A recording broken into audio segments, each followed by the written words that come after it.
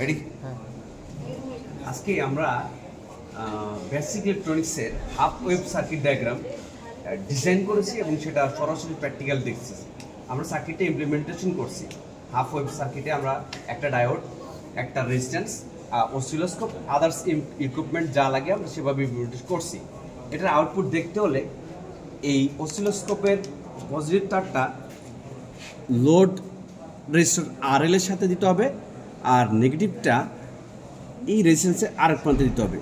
এখন আমরা ডিসপ্লেতে দেখতে পাচ্ছি যে হাফ ওয়েভ সার্কিট শুধুমাত্র পজিটিভ হাফ সাইকেলকে ডিসি করছে, আমরা সেটা দিতে পারছি। পজিটিভ হাফ সাইকেল পাইছি, নেগেটিভ পাইনি, পজিটিভ পাইছি, নেগেটিভ পাইনি। Okay fine. এখন আমরা এটাকে যদি আমরা করি, ফিল্টারিং করি, সেক্ষেত্রে আমরা ক্যাপাসিটর লাগাবো। ক্যাপাসিটরটা লাগানোর পরে এটা পিওর ডিসি পাবো আমরা ইনশাল্লাহ। ওকে, আমরা দেখতে পাচ্ছি এইবারে আমরা ফুল পাইছি না, পিওর ডিসি পাইছি। ওকে, দিস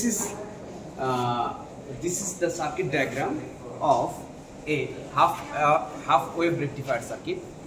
এটাতে আমরা ইনপুটে positive half cycle, negative half cycle দুটাই দিছি এবং আউটপুটে শুধুমাত্র পজিটিভ হাফ সাইকেলকে সে ডিসিতে রূপান্তর করছে। আশা করি আমরা সুন্দর করে বুঝতে পেরেছি।